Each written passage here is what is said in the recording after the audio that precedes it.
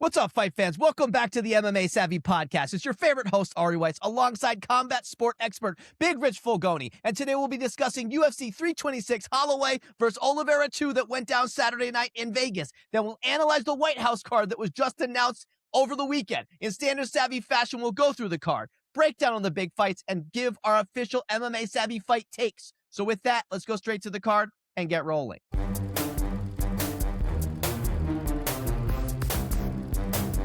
All right, Big Rich, before we get into this White House shenanigans, let's just talk about UFC 326. The BMF title was on the line. What are your feelings on this fight between Holloway and Oliveira? Yeah, it was a kind of a crazy night, right? We saw some weird stuff. First off, I want to say shout out to the fighting nerds. They're back in a major way.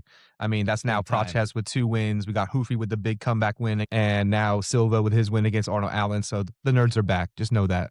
But really talking about the main fight, man, I mean, come on, dude. I think we were all shocked, right? No one more than Max. Yeah. I mean, the BMF, there's no rules around it, but there's kind of like an unsaid thing where you're going to go out there and stand and trade. And, you know, I think in those small, I don't know, 4 or 5 times where you did see them get into exchanges, Max immediately would start to get the better of Charles and land 3-4 punch combos quickly with speed in and out. And so I think Charles was smart to get into the ground. And, you know, if he does submit him in that first round, second or third round, you know, he did do some decent ground and pound too. You know, we saw some 12-6 elbows when he had the back and some elbows from the top. But then to see that continue to go for rounds 3, 4, 5, and then even though we did the point down with the last 3 or 4 seconds, it was like a little bit too little too late. Hats off to Charles, though. I mean, I got to give it up to him. I did not see him being this dominant in this fight in any scenario. So, you know, congrats to Bronx. Yeah, I got to say, even though I was disappointed by the fight, but not for the reason other people are, because other people are complaining, oh, man, it was boring. Charles wrestled him. For me, I'm just disappointed that Max couldn't get up, bro. You know, Charles is an elite grappler. You're trying to tell me maybe the first round, he kind of surprised him. But by the second or the third or the fourth round, you got to get up. I've never seen Holloway held down like that. So either Charles is that much better after losing to Arman. He did look unbelievable when he kind of had that career resurgence against Gamrot. So maybe he's drilling the wrestling, or he's realizing it's too dangerous to stand up, especially against Max. We saw what he did against Justin. Why risk his brain this late in his career? I'm just going to wrestle him the whole time. I'm going to do the Chimaev. I'm going to do the Khabib. Screw it. So that was my takeaway. Disappointing. And the last thing I'll say here is I'm done with the BMF. Now we can put it to bed, baby, because all you Barneys, the Richies out there that want everybody standing and banging, oh, it's so badass, Diaz, Masvidal, all this nonsense. Now it got ruined because Charles came in with the wrestling, baby. So maybe they'll finally just be done with it and put the BMF in the trash where it belongs. How do you feel about that? Let me push back a little bit. I got to say, the one thing I got to give Charles credit for is he was trying to finish that fight many, many times. Going back to the Chimaev fight, you didn't really see him make any serious attempt to finish that fight. Islam definitely threatened submissions the entire time. I did go for some damage, but out of the 3 fights, I think Charles was trying to finish it more than anybody else. But yeah, you're right. This, you know, revealed a fatal flaw in this whole BMF thing is like, if you do end up in a scenario like this, now what do you do with Charles? Are you going to match him up against Conor? You can't really do that, right? Because Conor's just going to get taken down and submitted. But I got to give Charles credit to what you were alluding to, leveling up. I think it's a smart decision for his career because now you look at the top of the division now, and you're pretty much just looking at Arman and Ilia. And now, you know, you kind of think if he can get Ilia to the ground, and he looked really, really big again. He looked big against Gamrot. He looked big against Max, who's big for 55 himself, height-wise at least. So, yeah, it's impressive and a massive win. So, hats off. I actually would love to see Oliveira Arman 2. Yes. That's the fight maybe you make because we know Gaethje is now booked against Topuria, which we're about to get to. But that would be an amazing duel because Oliveira was in it the first fight. And if he's this much better, that's the fight we want to see. Okay, baby. So, speaking of Topuria Gaethje, UFC Freedom 250 was just announced by Dana and company Saturday night, right before the BMF title. And I gotta say, I'm underwhelmed, man. I mean, you guys saw my rant online. Maybe it's not garbage. Maybe it's not trash, but come on. I mean, Topuria Gaethje, I do love the fight, and we all know Wally called it. I had a bunch of reels that custom props, maybe disagreeing on Richie Boy, where Topuria Gaethje, Wally's been saying this. I love the fight, and it's an American for a real legitimate belt, and he's got a tall task to deal with Topuria's. Pereira Gane is also an amazing fight, but we're all kind of feeling it should have been Pereira Jones, man. If you really wanted to make this card, I know Dana didn't want to pay the money. That's what seems like actually happened, even though Jones is claiming one thing, Dana's claiming another. But just those two fights, the rest, come on, Dana. O'Malley, Zahabi, we'll get into it, but that's very underwhelming. Hoofy, Chandler, Nickel, Daukaus, Lopez, Garcia. These are not best card all-time fights. This is ridiculous. I'm still shocked a day or so later. What are your initial feelings on this? Yeah, man, same as you. I mean, I think I texted you, during that portion and called you after the card was over, man. I couldn't believe how underwhelming it was. I mean, obviously things could always happen. And there's contract disputes and things like that.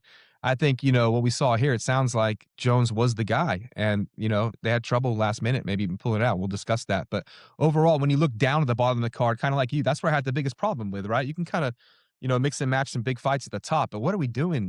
With the O'Malley fight, come on, dude. Let's see Corey Handsagen. All the fans want to see it. We want to see it. It still makes sense. Not for being what was touted as, not just biggest card of the year, maybe biggest card ever.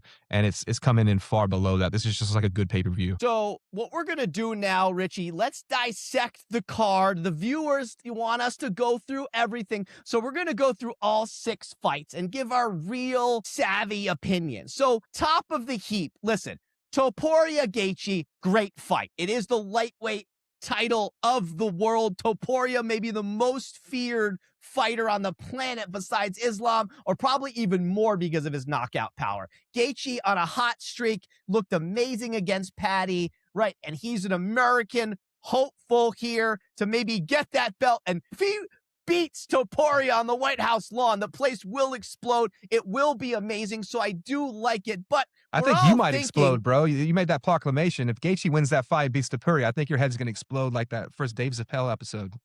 Yeah, I'll go completely ballistic, and I will make that proclamation again as we get closer to our picks. But my only thought here is Topuria has the upper hand, so I still think Jones, Pereira would have been the better main event if they really want American with a chance to win. Did you really think that this was going to be Ilia Islam from the stuff that you're reading about? They're trying to make a super fight with Islam. Whether that fight was going to be on the White House or another card, we're unsure of. But I think what seems to have happened here is if they couldn't secure Jones to fight Pereira, and you can't have to your point, a top billing American fighter, then you got to revive Gaethje and Ilia and bring that fight back and put them at the top. And that seems to be what's kind of taking place here.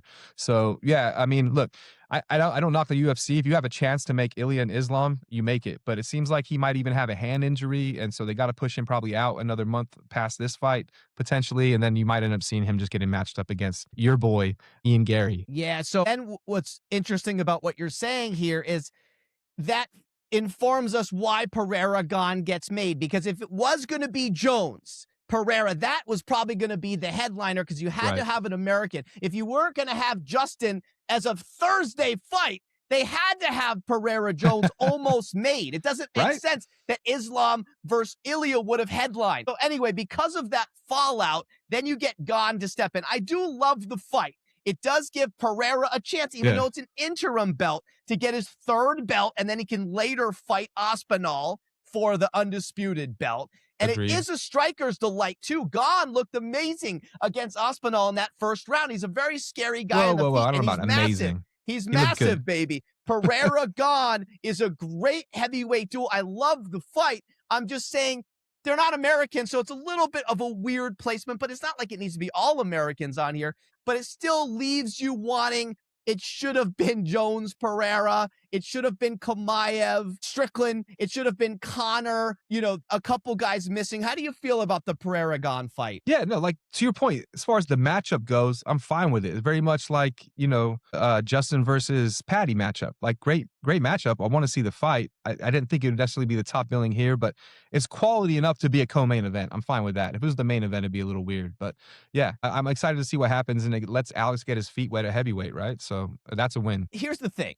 The top 2 fights I really like. I very much enjoy. And when I saw those at first glance, I was like, all right, okay, we're heating up. This is great. You love Gaethje Topuria. You love Pereira Gane, even though I thought that was going to be on a different card somewhere else. So I still would have maybe preferred some other headliners, but I like them. But then you get to O'Malley Zahabi. Come on, Dana. Here's the issue. Of course we want to see O'Malley. Of course you know I'm an O'Malley guy, even though he had a lackluster win against Song Yadong. It did not impress me. But against Zahabi, where's Sandhagen, like you said? Where's Bautista if you need another surging American? I feel like they're just trying to give someone that O'Malley can beat easily, but I'd much prefer Sandhagen here, especially because we didn't get the dream matchups above. And then even if Sandhagen wins, it's an American. Who cares? It's not like you'd have to have O'Malley win. What are your thoughts on this one? I don't want to call Zahabi a cupcake, right? He's a tough fighter. He's had a good streak. He's been unbeaten for a while now. But Cheeto almost had a finish in round 2, right? And you'd have to, doing MMA math, which I know we should stay away from, you have to imagine this should be an easy fight for Sean. He could piece him up on the feet. Like, the fact that you can't give him Sandhagen, that's something that needs to happen at some point anyway, right? These guys have not fought yet, which is crazy in its own right. And then, if he looks great against Corey, then yeah, he's laying next for Jan after Merab, or maybe he gets to leapfrog Merab, depending on how long he's out. But yeah, this was terrible, man. For this White House event, right? If I saw this on the third fight on a regular pay-per-view, I wouldn't be as upset about it. But it just doesn't do anything for the division, really at all. He's kind of fighting too far down, and yeah, not happy with it. Yeah, I mean, one thing I would love to say, and I know Jan has been out with the surgery, even if they just gave us O'Malley Jan 2 for the bantamweight title, even though O'Malley doesn't deserve it, it still would have made the card so much better, and it would have been 3 title fights. People would have complained, but I would have been more jacked up. Then you get to Hoofy Chandler, and I'm like, really? I mean, maybe Chandler from 3 years ago when he was, kicking Ferguson, knocking his lights out and stopping Hooker. But it's like, bro, he hasn't won in at least 2 to 3 years, and Hoofy is a straight killer. So I guess you're putting Iron Mike just as an American. He's going to come out with the flag, but he's going to get murked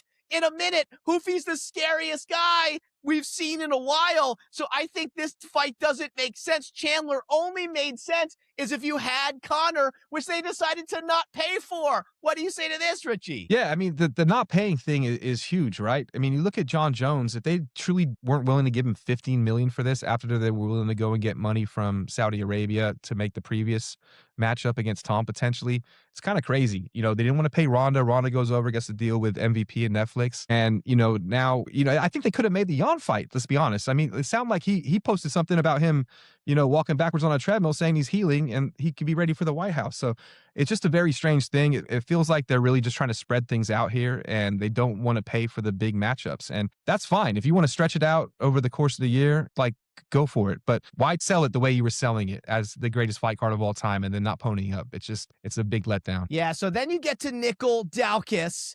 Listen, I'm a Bo Nickel guy, but he's not in the top 15. He did come off a win, but after the RDR loss, he has work to do.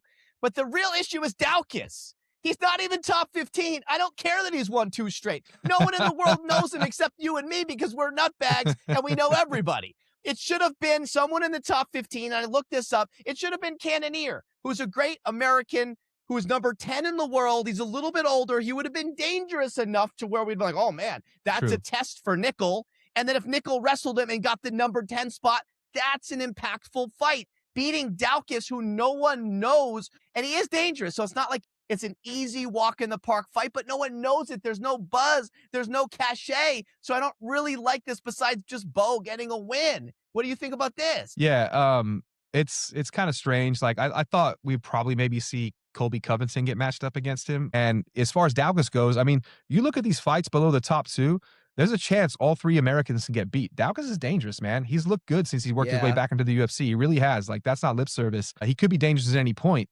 And then, getting ahead of ourselves, the same thing could happen to Mean Machine with Lopez in the next fight. So I'll pass it back to you. What do you think about that? Yeah. So listen, I love Garcia Lopez just as a fight on its own, right?